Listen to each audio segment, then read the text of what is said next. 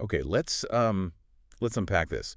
We've been handed 5 pretty remarkable top 10 charts from This Is Only Rock Radio in Spain. The TIORR lists. Yeah, exactly, the TIORR list. And they're all for the single week of December 15th, 2025.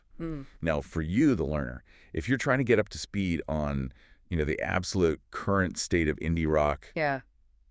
this is so much more than a playlist. Oh, for sure. It's like a market study, really. It is. This isn't just one chart telling you what's popular. It's a really carefully segmented look at 5 distinct facets of the indie rock world. It covers everything from, the established heavyweights to these hyper-specialized grooves. And the brand new artists who are basically defining what's next. Yes. So our mission here is to get a quick but thorough handle on all of it by dissecting every single artist, every song, all 50 of these data points, and figure out what it all tells us about where the genre is headed. And what's fascinating to me here is the sheer breadth that the Radio Indie Alliance is showing. I mean, just in creating these categories, we're so far past looking at a monolithic genre.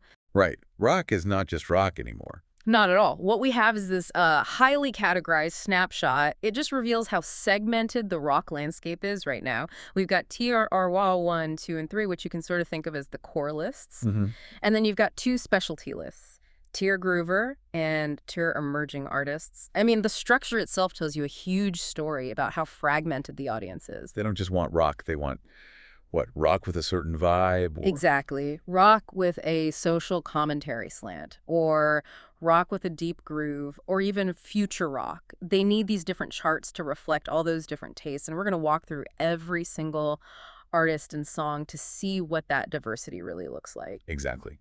We'll go through all 5, find the hits, the unexpected names that are popping up, and the trends that are kind of hiding in plain sight in these song titles. By the end of this deep dive, we'll have turned 50 lines of data into a real understanding of indie rock halfway through December 2025. And we'll see these 3 major factions emerge: the dominators, the storytellers, and the pioneers. So we should probably start with the foundation, right? TIORR 1 and TIORR 2. In most metrics, these are the ones that usually represent the widest audience appeal. The ones with the most raw plays, the biggest promotional pushes. Yeah, these are the charts that really define that mass market indie success. And kicking off TIORR 1, you see a massive statement right at the top. It immediately tells you who the undisputed heavy hitter is this week. Oh, absolutely. Blacklist Union is just dominating at number 1 with a track called DYIN for You. All caps. All caps, abbreviated title. Yeah. It's so punchy, it's instantly recognizable. It just sets this high energy, high stakes, almost glam metal or hard rock tone for this entire chart. It's an anchor, isn't it? It's that raw, unapologetic aggression that just screams, this is rock radio. It is. And that's correct. The placement, the title, the energy, it all points to this classic, powerful rock approach that, it translates across so many different rock subgenres. They're definitely leveraging a universal rock ethos here. But then look what happens immediately at number 2. Right. Diopter. And I love that they give us the pronunciation Diopter with the crow. This signals a really significant turn towards something much darker. Potentially, yeah. More atmospheric, maybe even gothic or post-punk, given the title. The whole mood that name evokes. It suggests that TIORR 1, even though it's anchored by that aggression, it's also embracing these darker, more art rock elements right there at the top. And this is where the structural curiosity of TIORR 1 really comes into focus for me, because we immediately jump into a vastly different world with the number 3 entry. Oh, yeah, and Kahuna's track. Please don't shoot me, I'm just the piano player. I mean, the sheer length of that title, the drama, the slightly absurd, maybe even comedic theatricality of it all, it's a completely different flavor. Cinematic. It suggests a band that is really focused on storytelling, on conceptual rock, and that is such a sharp contrast to the 2-word power anthems we just saw. And its high placement means the TIORR 1 audience really values that. They value high production and compelling original narratives almost as much as just raw power. This contrast, just within the top 3, is a perfect illustration of that broad rock umbrella we were talking about earlier. It really is. Within 3 songs, we've gone from aggressive hard rock to dark atmosphere to narrative comedy drama. Yeah. And if we look at the rest of the top 5, we find this brief return to a more straightforward heavy entry. The metal Byrds with Momentum at number 4. Sounds like a driving traditional hard rock or metal song, the kind of thing built for the highway. For sure. But then it pivots again. Ventura Howie's Memories by the Sea at number 5. That just sounds so evocative, so reflective. Maybe acoustic or Americana-tinged, heavy on emotion and setting. The placement of a track like that tells you that there's a real need for emotional depth and contrast on a mainstream rock list. So if we review the middle of TIORR 1, that genre diversity just keeps going. It really confirms this list is the mixtape of indie rock. You've got The Dead Crowd at number 6 with Something Real. A title like that suggests authenticity, you know? Grounded rock values, maybe a return to a more grunge or classic alternative sound where it's all about the lyrical truth. Then Brian Keefe at number 7, Dancing with the Lightning. That's just a vibrant, super energetic title. It leans maybe towards blues rock or a huge stadium rock kind of vibe. Built around a big central riff, probably. Probably. And this list really seems to lean into strong, sometimes provocative artist names to hold your attention. Yeah, like Crymwav at number 8 with Speak No Evil. The name itself is interesting, and the title suggests something powerful, maybe alternative or heavy, focusing on imagery. And then we get to the really striking name at number 9, the absolutely unforgettable SchizoBunnyPsycho. You're not forgetting that name. No. And the track is Your Majesty. I mean, that name alone is practically a micro-genre. It just screams alt-metal or experimental noise rock. Shock rock, maybe? Something highly theatrical and probably deliberately polarizing, you know, designed to get people talking. And the fact that a band with a name that abrasive can crack the main top 10 list, that says a lot about the audience's tolerance for extremity. It does. They're open to it. And then the list concludes with this really fascinating, geographically diverse entry. Lil Dizzie at number 10 with Ebelebe. That title feels distinctly global. It's potentially not English, which signals this really wide stylistic and cultural reach for Tier 1. Its inclusion just confirms that the quote-unquote mainstream in indie rock is actively bringing in international sounds that cross language barriers. It just adds another layer to this already super diverse list. So TIORR 1 is basically, it's successful chaos. It's a place where the loud, the subtle, the theatrical, and the global can all come together. Exactly. Which brings us to TIORR 2. Right, and moving immediately to TIORR 2 gives us this crucial point of comparison, a key insight into how the market is segmented. If we connect this to the bigger picture, Blacklist Union shows up again. Right away, holding the number 2 spot with a different track, Up in Smoke.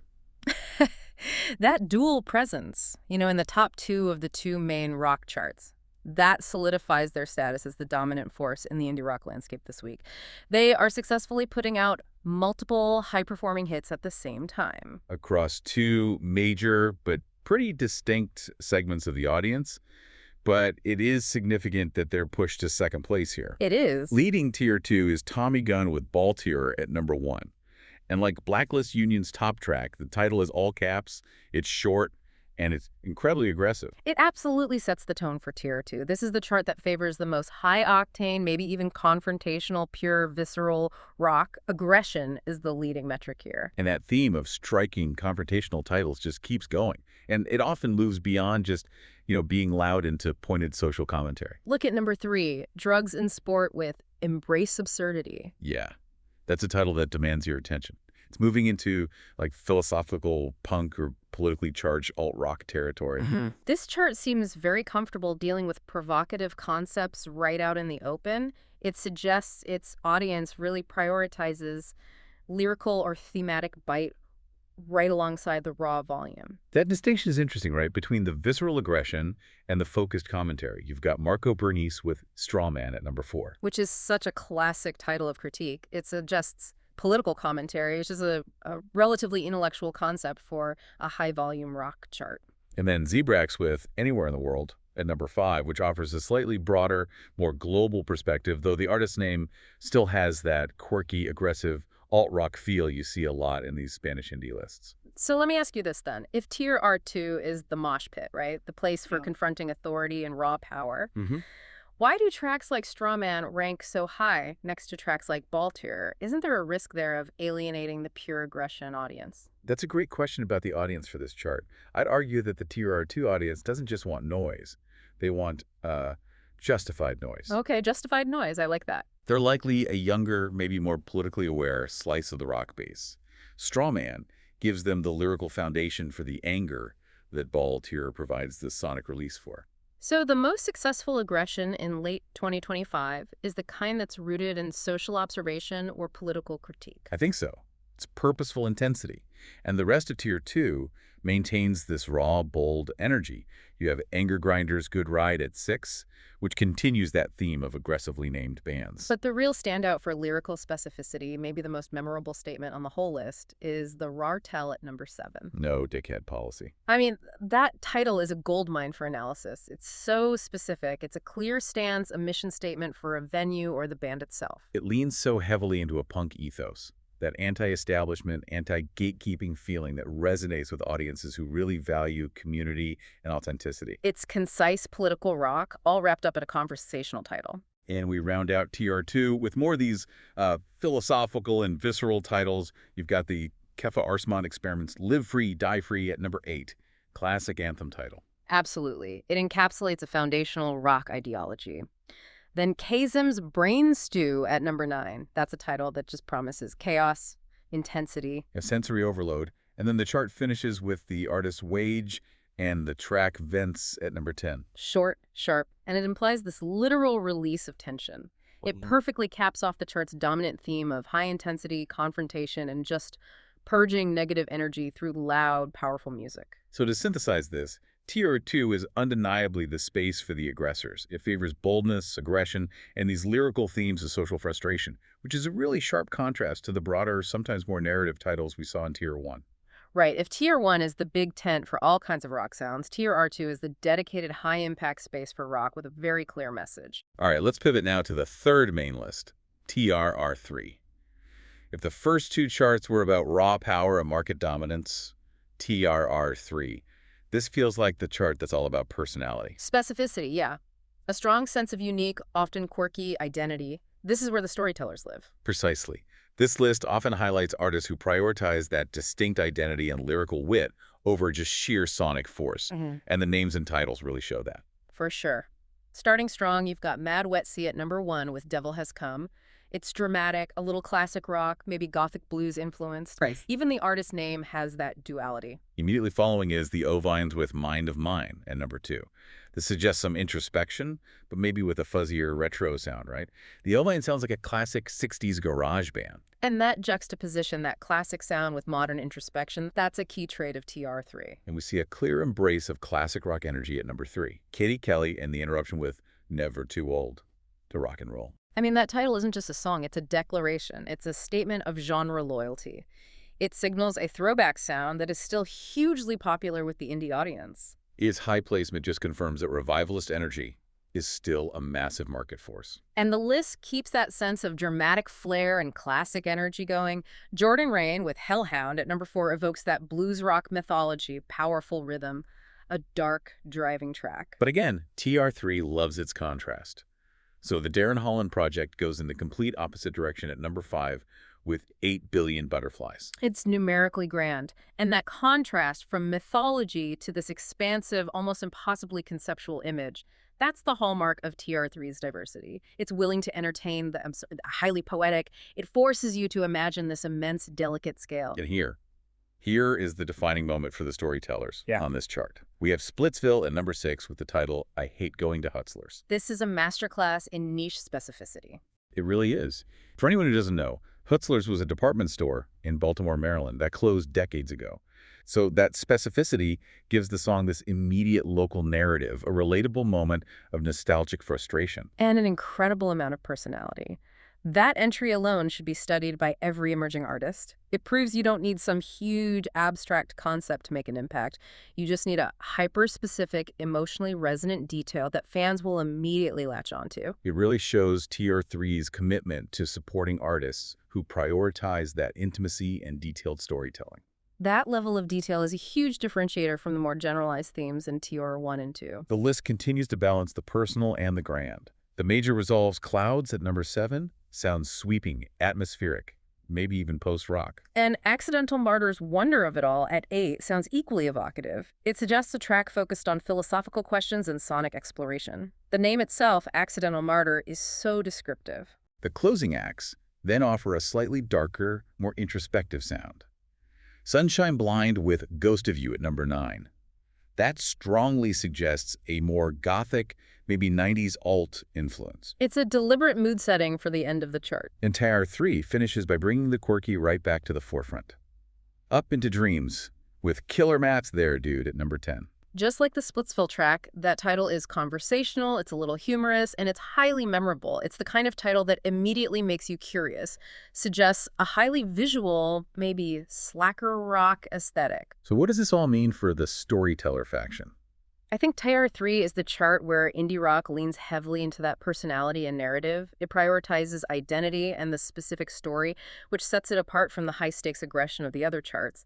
It's the list for listeners who value clever lyrics and unique branding over raw commercial polish. Okay, now we switch gears completely. We're moving into the specialized lists, starting with TIORR Groover. And the name itself is the definition, right? It really is. It suggests a focus on rhythm, atmosphere, texture, often a slightly slower tempo, or a more psychedelic, deep listening feel. This is where the raw rock energy gives way to the deliberate, sophisticated head nodding, and where we meet the pioneers of production. Absolutely. And the top tracks immediately set that mood. You have Watmore's Canadian Whiskey at number 1 and Night Teacher's Past Life at number 2. Those titles just sound reflective, like a late-night quality, emphasizing smooth textures and introspective lyrics instead of just high volume. They're songs built for atmosphere. And that reflective mood keeps going, focusing on emotional intimacy. Posh at number 3 with a really straightforward plea, I'm begging you. It's direct. It suggests a focus on vocal delivery and emotional depth, probably within a really polished rhythmic framework. Then Moon and Aries with Closer to You at 4, that sounds intimate, ethereal, maybe synth-heavy. It's leaning toward that atmospheric pop rock that prioritizes a feeling of space. And then we get Uncle Drew and the Scoundrels with Ghost Jumped at number 5. This one introduces a slightly more unpredictable or playful element. Yeah, maybe injecting some blues or southern rock rhythm into the groover definition. It shows that the groove isn't just soft reflection, it can still be spontaneous and full of high-quality musicianship. All right, but this next data point. Yeah. This shifts our focus from rhythm to the fundamental question of how music is even made in late 2025. Entry number 7 is Lily Zeifert's Checkmate AI version. This is an absolutely critical inclusion, explicitly referencing artificial intelligence in the track name. This isn't just a song, it's a statement about the entire industry landscape. And its placement at number 7 in a chart dedicated to sound, texture, and atmosphere, that's highly significant. The TIORR Groover audience is already tuned in to production quality and experimentation. So we have to ask, what does AI version even imply right now? Is it a sophisticated remix where an AI generated new instrumental tracks? Is it a track where the composition was heavily influenced, maybe even started by an AI tool? The market implication is huge. For an emerging artist, using AI tools could mean much higher production quality with a much lower budget. And if the AI version is charting, it means the audience is prioritizing the result, the quality of the groove, over the purity of the human creation process. And that opens up a massive discussion about the future of indie production. It's moving beyond traditional instruments and into algorithm-assisted creation. Furthermore, the fact that it's actually labeled as the AI version suggests the artist is using this technological novelty as a selling point. It's a badge of honor, a sign of pioneering futuristic sound design. And it's targeted right at the audience who values innovation in texture, which is exactly the TIORR Groover demographic. This one data point signals that the whole conversation around emerging artists is shifting from just human talent to the tools and technologies available to that talent. This is the cutting edge. So if we look at the tracks surrounding this technological anomaly, Hunter's Mr. Dynamite is at number 6, just above the AI track. That sounds like a burst of funk, maybe a nod to James Brown, grounding the chart in classic grooves. And we return to those smooth, classic sounds in the lower half. Slim Paul's Sweet Angel at number 8 suggests blues-infused soul or polished Americana. Stefani Sikora's Blame It on the Moon at 9 offers this poetic, ethereal soundscape. And the list closes with an equally mood-driven track, Insomnio by Sin Control at number 10. The Spanish title Insomnia ties perfectly back to that late-night, reflective, slightly anxious atmosphere. So the key takeaway here is that TIORR Groover, home of the pioneers, is defined by its focus on mood, its willingness to incorporate modern themes like AI, and its reliance on rhythm and texture. It's fundamentally different from the raw energy and narrative focus of the other charts. Now for the final, and maybe most forward-looking chart. TIORR Emerging Artists. This list gives us the most direct sneak peek into the future. It shows us which new artists are successfully breaking through right now. And what strategies they're using to get traction. This list is crucial because it indicates the direction of the genre's growth. Are the new artists doubling down on the aggression of TR2? Are they following the narrative path of TR3? Or mimicking the production pioneering of the Groover list. Yeah, the trends here are vital for understanding what the 2026 rock landscape is going to look like. These are the future market leaders. Exactly. Leading the charge is Clay Howard with A Little More Nothing at number 1. This title feels deeply introspective, almost humble, suggests a folk rock or a quieter, more lyrical entry point. It's a common strategy, right? Start with vulnerability to build a connection. But right behind them at number 2 are the Haymakers with Mr. Grinch, Which is either a very specific timely track from mid-December or a fun, cynical piece of character-driven rock. Given the date, that seasonal boost is undeniable. It shows that timing and cultural relevance are still powerful tools for emerging artists trying to get that short-term chart dominance. And we immediately see these strong, attention-grabbing titles designed to stand out. Gary Kaluza's Shut Up Mariah at number 3. It's conversational, it's confrontational, and it's deeply specific. It's a very effective way for a new artist to generate immediate buzz and show personality, much like those TRR3 tracks, but with a more confrontational edge. Following that, Jim Basnight with Get It On at number 4. It's just a classic driving rock command. This suggests this artist is leaning into traditional, high-energy rock staples. Relying on familiarity and accessibility to build their fan base before they start experimenting. It's a structurally safe, high-appeal choice. We also find more reflective and narrative titles here, too. Brian Kroll's Seven Summers at number 5. It's numerically driven, highly evocative, implies a look back at formative memories. It promises some depth. Looking at the bottom half, we see more unique branding. The Won't Quit Band has Gate 1 at number 6. That feels so structural and different from the grand narrative titles. Concise? Maybe even experimental. Suggests a focus on logistics or specific locations. It's the sound of an artist trying to defy the usual categories. Then Gary Dreno's Life by the Clock at 7. That grounds the list in a universal theme of daily routine, which is a classic theme for new artists finding their critical voice. Then we hit an undeniable throwback, the Easy Out's Gimme Gimme Love at number 8.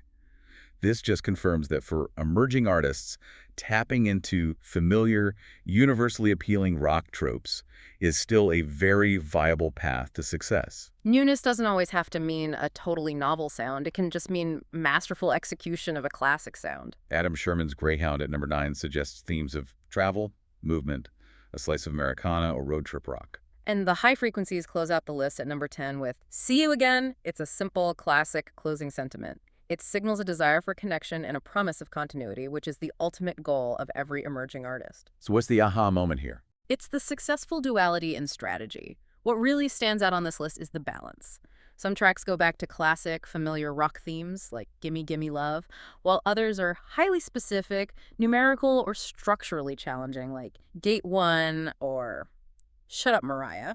So these new artists are experimenting with both familiarity and calculated novelty to get the traction they need to break into those tier 1 and 2 levels. Exactly. They're the most strategic faction of all. Okay, so we've now dissected all 50 artists and tracks across these 5 very distinct charts. It's time to stop looking at the individual data points and bring it all together to understand the overall landscape of indie rock this week. And the first, most obvious point of convergence is the sheer strength and marketability of Blacklist Union. For sure. Appearing in the top 2 of both TR1 and TR2. That cross-chart, undeniable success, indicates a band that can bridge the gap between mainstream rock appeal and pure aggressive rock appeal. It makes them the definition of a current industry heavy hitter. Their dominance suggests a core sound that satisfies multiple segments at once, which is a rare feat in today's market. That really makes their sound the benchmark for mainstream rock success. Stepping back for a moment, the sheer variety of artist names, from the classic The Middle Byrds to the theatrical SchizoBunnyPsycho. And the song titles, from the short, aggressive vents to the specific I hate going to Hutzlers. And the cinematic Please Don't Shoot Me, I'm Just the Piano Player. It all shows that indie rock is truly less of a single genre and more of a massive dynamic umbrella right now. And that landscape is best understood through those 3 factions we identified. The dominators, anchored in Tier 1 and 2, prioritize high-impact sound. The storytellers in Tier R3 prioritize deep niche appeal, specificity, and lyrical identity. And the pioneers, represented by the Groover and emerging charts, are all about forward-thinking strategies. The Groover audience is focused on production and atmosphere, making it the perfect testing ground for new tech, like that AI version track. While the emerging artists are the most tactical, balancing classic structures with attention-grabbing titles to successfully break through. And the thematic consistency across the segmented lists is the most valuable takeaway for you, the learner. These 5 lists act as an immediate, curated roadmap. It's the ultimate efficiency of knowledge. You don't have to wade through a top 100 list guessing what you might find. For instance, if you need aggressive rock with a punk attitude, you know exactly where to look. TIORR2, home of no dickhead policy. If you're looking for new, unique voices, you head straight for TIORR Emerging Artists and check out the novelty of Gate 1. And if you need something atmospheric that embraces cutting-edge production, the TIORR Groover list is your shortcut. It's a testament to the Radio Indie Alliance that they recognize this fragmentation isn't a weakness, it's a strength.